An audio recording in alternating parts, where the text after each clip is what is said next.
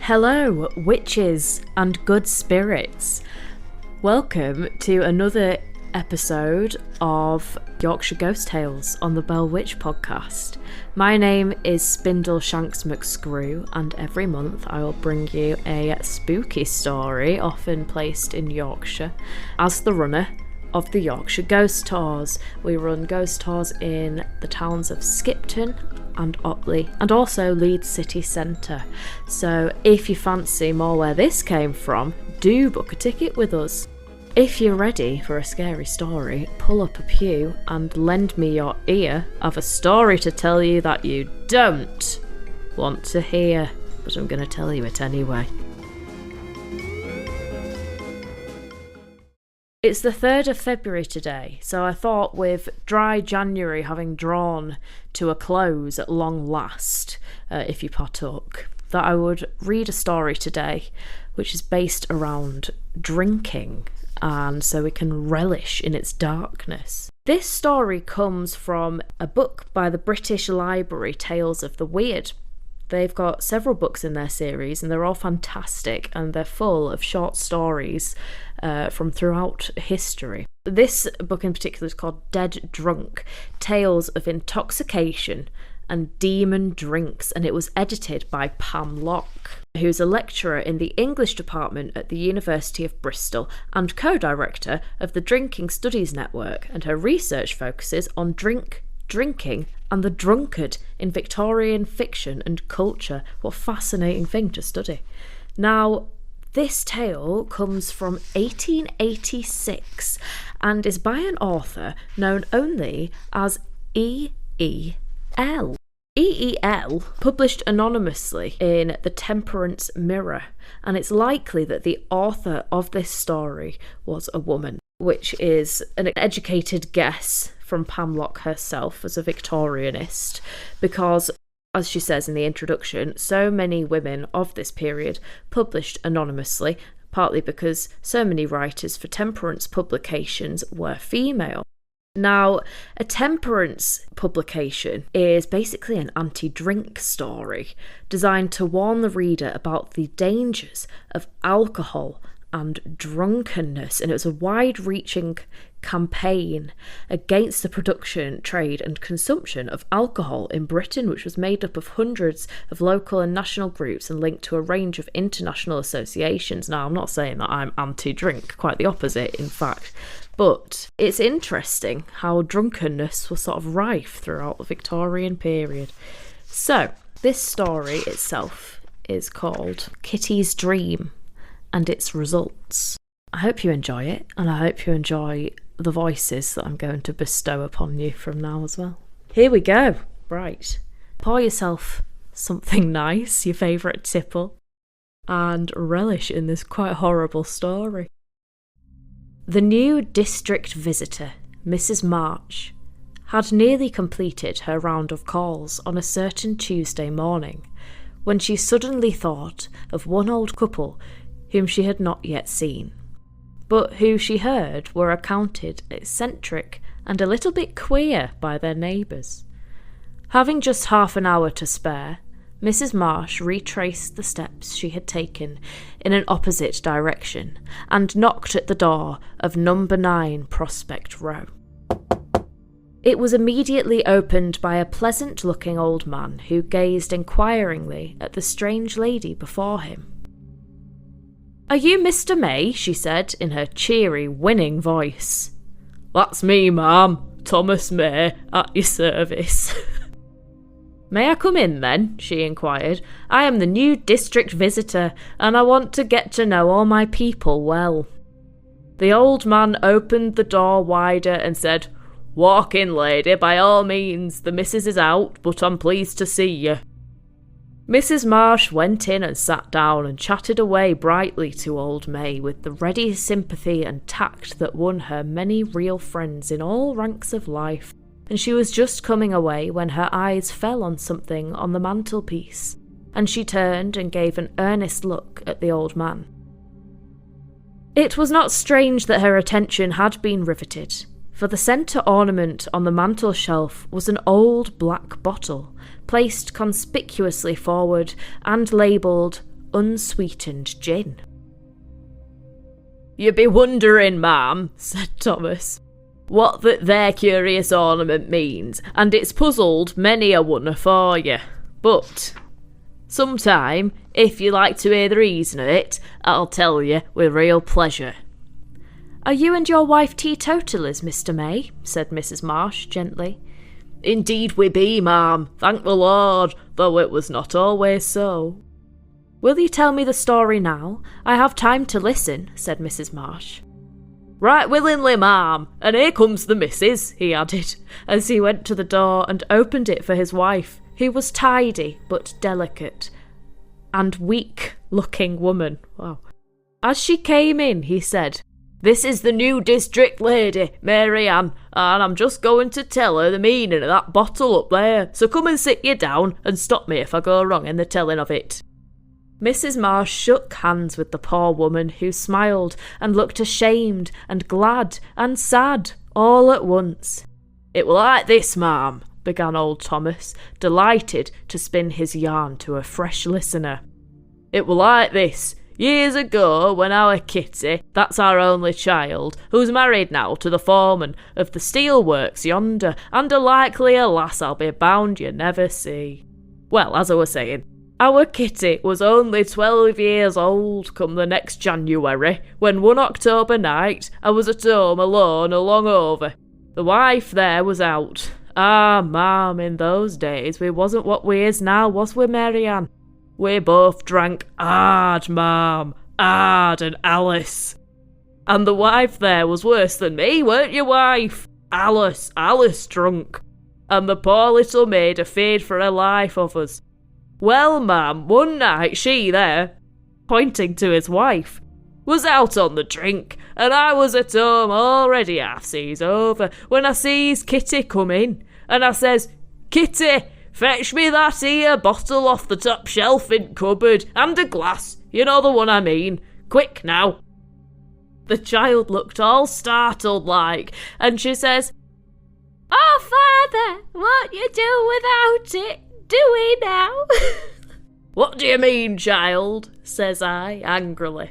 'A talking to your father like that? Fetch it this instant,' says I, 'or I'll break every bone in your body, I will.'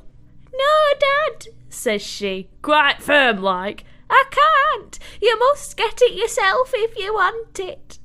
Then, ma'am, I hurls such words at her as I can't repeat to the likes of you, for you see, ma'am, as how I knew I couldn't walk straight across that here floor, and in me worst times I was allus kind of shamed like for the child to see me reel and stagger with the drink, so I says awful words to her, and with a fearful threat I orders her to bring the gin or suffer for it.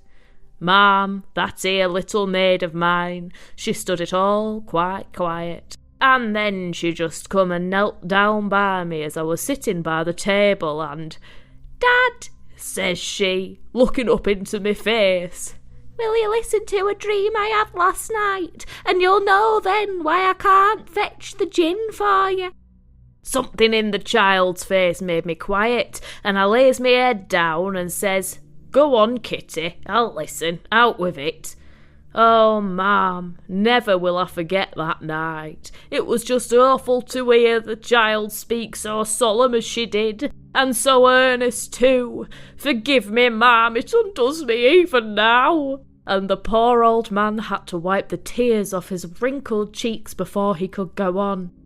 "Dad," says she, "Dad, I'd only been asleep a little while, I think, when I dreamed as how you told me to fetch the bottle as I've often done afore, just as you did tonight, and I went, and when I opened the cupboard door I heard an awful laugh, an awful chuckling laugh, which set me all of a tremble with its terrible sound, and when I looked out the bottle, oh, father, there was an awful blue face glaring at me out of it, and a dreadful grin it had, and I was so horror-struck I couldn't move, and the fearful face kept grinning, and I could hear her muttering, like till I couldn't stand it no longer, and in awful fear I clutched hold of the bottle and pulled out the cork, and the face seemed to come right up out of the bottle, and then long skinny arms with lean hands and fingers all came creeping out, and the dreadful laugh rang out loud and the lips moved,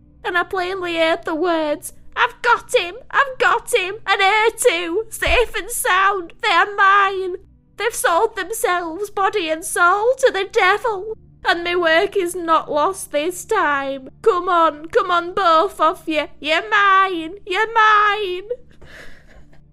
And then came the awful laugh again, and I thought I'd fainted right away. And when I come to, with you a-throwing some cold water on me face, I was sitting up in bed in a cold sweat all over.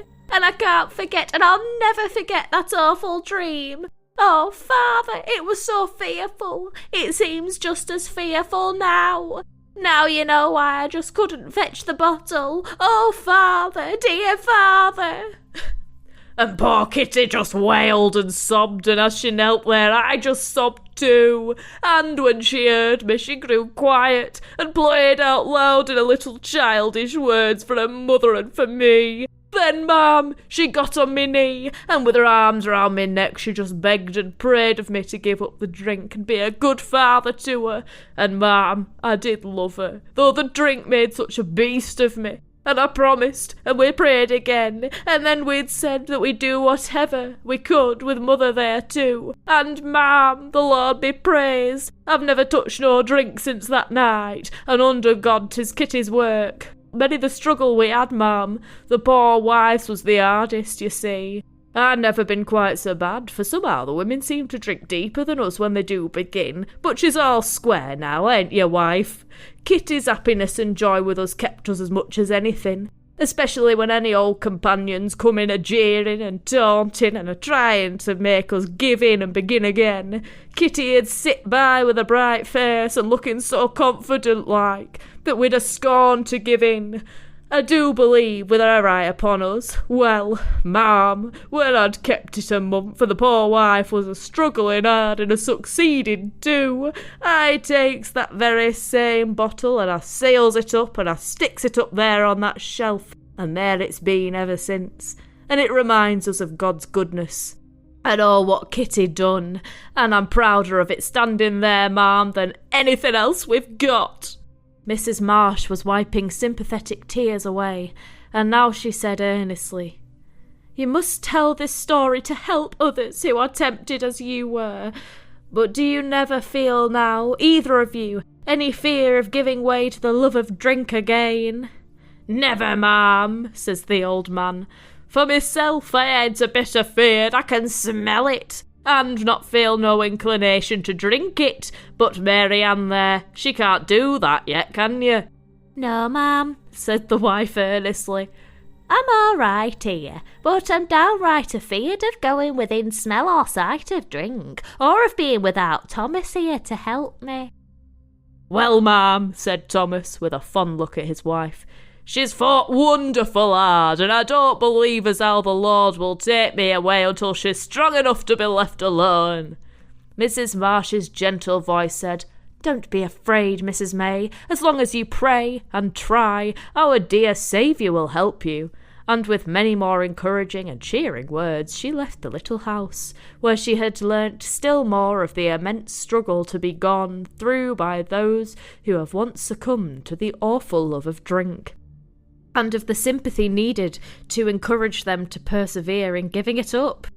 Years afterwards, Mrs. Marsh, who, soon after hearing the Mays story, had to go abroad, revisited Prospect Row, and found that the old man was dead, and that his widow lived with Kitty and her children, and that she was now strong and thorough in her hatred and renunciation of drink, and never tired of telling her grandchildren the story of their mother's dream and God's blessing on it.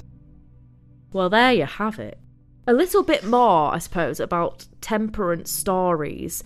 Apparently, this one is quite interesting because of the nature of the ghost story, and many of them don't really follow through with gothic themes, but this one does, which makes it pretty cool. So as Pam Locke says, Kitty's dream is one of the only temperance tales that she has come across that includes a supernatural representation of the demon drink, as it was commonly known by campaigners. Now, it's the story of an idealised and angelic child converting their drunken parents, which was very common in this genre of fiction, and the temperance movement had an extremely active youth movement who were known as Blue Ribbon, created specifically to recruit children as young as possible and persuade them to recruit others, adults and children alike. Temperance stories tended to be melodramatic, so you might think the Gothic would be an ideal genre for their writers, but this often conservative movement tended to favour confessional-style narratives and moral tales designed to make their readers weep over the fates of the doomed drinkers whose ruined bodies and devastated families littered their pages. The demonic dream Kitty retells to persuade her parents to abstain makes it very unusual. Drink is personified, or rather demonified, when it literally becomes the demon drink, and gloats over her parents' helplessness and threatens her with its grotesque, creeping hands and fingers. So there we go, something a little bit different this month, but hey, I'll drink to that. And I'll see you at one of our many haunted pubs on one of our tours, hopefully. Just make sure you find the spirits before they find you. I'm not really one for conservative movements, and so, yeah, I'm going to have a big bottle of vino now. However, if you did do Dry January, well done. I hope it went well. Thank you very much, and I'll see you next month with something even spookier. Goodbye.